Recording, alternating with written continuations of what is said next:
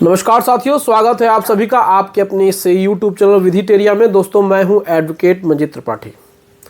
दोस्तों, आज के इस वीडियो में हम लोग बात करेंगे रिकवरी एजेंट या फिर बैंक के द्वारा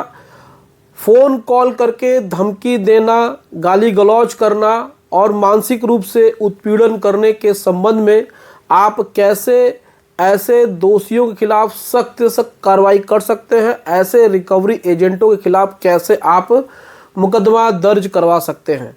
दोस्तों, आप सभी जानते हैं कि बहुत सारे लोग लोन ले लेते हैं, लेकिन वो किन्हीं कारणों की वजह से अपना लोन नहीं दे पाते हैं, जिससे कि उनको आगे चल करके बहुत ज़्यादा परेशानी होती है। खास करके बैंक के द्वारा जो थर्ड पार्टी रिकवरी एजेंसी होती है वो किस हद तक चली जाती है इसको बताने की ज़रूरत नहीं है। आए दिन देखा जाता है कि बैंकों के रिकवरी एजेंट लोन डिफ़ॉल्टरों के साथ, कर्जदारों के साथ बदतमीजी करते हैं, फ़ोन पे गाली गलौज करते हैं, उन्हें फ़ोन पे धमकी देते हैं और तो और उनके साथ बदतमीजी भी करते हैं, उनका मानसिक उत्पीड़न करते हैं, उनके परिवार वालों को फ़ोन करते हैं, उनके दोस्तों को, रिश्तेदारों को, जितने लोगों के कॉन्टैक्ट नंबर उस व्यक्ति के फ़ोन में होता है जो लोन डिफ़ॉल्टर होता है, उन सभी को फ़ोन करके वो गाली गलौज करते हैं। लेकिन अब हम आपको बता रहे हैं कि आज के बाद से अगर कोई भी रिकवरी एजेंट आपको गाली देता है, फ़ोन करके धमकी देता है या फिर आपको मानसिक रूप से आपका उत्पीड़न करता है, तो आपको डरने की ज़रूरत नहीं है। आपको कुछ ऐसे काम करने हैं जिससे कि इनको कड़ी से कड़ी सज़ा मिल सकती है। तो भारतीय न्याय संहिता वर्ष 2023 यानी कि जो पुरानी आईपीसी थी उसमें चेंजेस करके एक नई व्यवस्था को लागू किया गया है। हालांकि ये पुरानी व्यवस्थाओं के ऊपर ही आधारित है, लेकिन इसमें जो धाराएं हैं वो कुछ चेंज हो गई हैं। तो इसीलिए भारतीय न्याय संहिता की धारा 351 और 352 के तहत अगर कोई व्यक्ति, कोई भी रिकवरी एजेंट आपको फ़ोन पे गाली गलौज करता है, आपको आपराधिक रूप से धमकी देता है, आपका मानसिक रूप से उत्पीड़न करता है, तो इसके लिए आप ऐसे व्यक्तियों के खिलाफ अपने नज़दीकी पुलिस स्टेशन में आपको उनके खिलाफ कार्रवाई कर सकते हैं और इसके लिए अधिकतम 2 साल की सज़ा है। अगर आपराधिक धमकी बहुत ज़्यादा उन्होंने दे दिया है, जिसमें कि जान से मारने की धमकी होती है,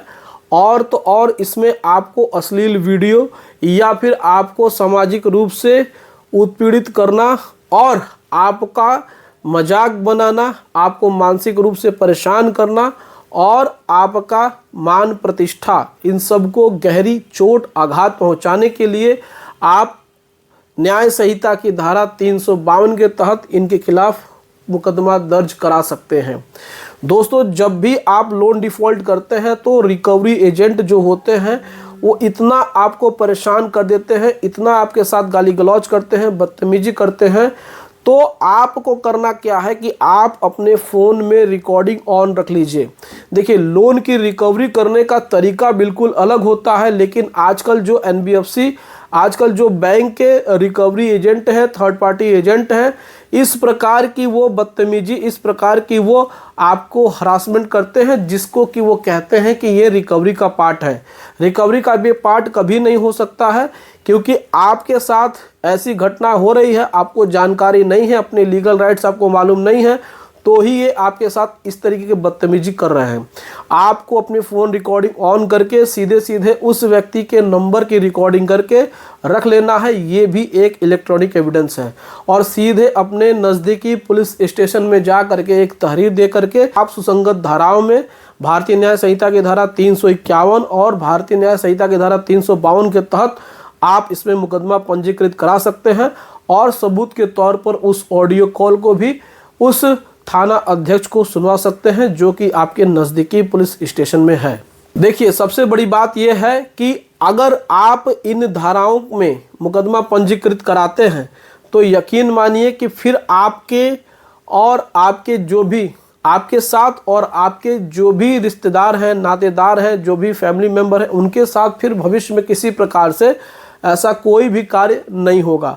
और तो और सीधी सी बात है कि ये रिकवरी की जो प्रोसेस है वो उस प्रोसेस का, उनके नियमों का उल्लंघन है। हालांकि बहुत बार सुप्रीम कोर्ट ने कहा है कि रिकवरी के नाम पर जो भी कर्जदार हैं उनके साथ गाली गलौज मारपीट नहीं होनी चाहिए और ना ही उनका मानसिक रूप से उत्पीड़न किया जाना चाहिए। लेकिन जो कर्जदार होता है वो इतना डरा हुआ होता है कि वो कुछ भी डर के मारे सह लेता है। देखिए, बैंक के रिकवरी एजेंट का सिर्फ और सिर्फ काम ये है कि वो आपके घर पे विजिट करें और आपको ईएमआई भरने के लिए याद दिलाएं, लेकिन इनके पास ऐसा कोई अधिकार नहीं है कि वो आपको व्यक्तिगत रूप से गाली गलौज करे।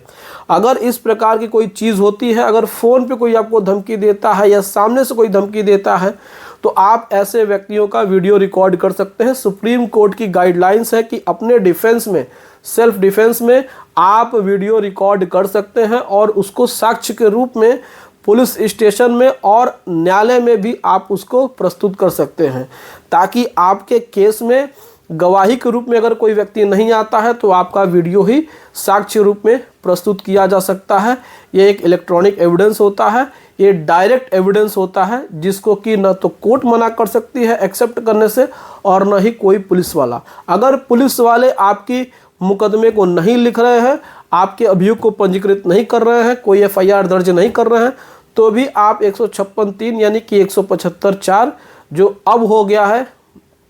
बीएनएसएस की धारा, उसके अंतर्गत मजिस्ट्रेट के कोर्ट में सीधे कंप्लेंट दर्ज कर सकते हैं और वहां से आप इनके खिलाफ मुकदमा पंजीकृत करवाने का आदेश ले सकते हैं। दोस्तों, सबसे बड़ी बात यह है कि आपको अपना अपमान नहीं सहना है। अगर आपके साथ या आपके परिवार के साथ या फिर आपके नाते रिश्तेदारों के साथ इस प्रकार की कोई घटना घट रही है, तो आप उनको कह दीजिए कि अगर हमारे नाम पे कोई व्यक्ति आपको फ़ोन कर रहा है तो आप उस फ़ोन को टैप कर लीजिए, रिकॉर्ड कर लीजिए और फिर नज़दीकी पुलिस स्टेशन में जा करके उनके खिलाफ एफआईआर दर्ज करा लीजिए। एक बार आपने एफआईआर दर्ज करा दिया तो जीवन भर किसी प्रकार की किसी का मजाल नहीं है कि कोई भी व्यक्ति आपके खिलाफ इस प्रकार की अभद्र भाषा का प्रयोग करे। तो इस वीडियो को ज़्यादा से ज़्यादा शेयर करिए ताकि सभी लोगों के पास ये वीडियो पहुंच सके और वो अपना बचाव कर सकें। तो वीडियो अच्छी लगी हो तो वीडियो को लाइक और चैनल को सब्सक्राइब जरूर करें। चलिए मिलते हैं नेक्स्ट वीडियो में। Thank you so much.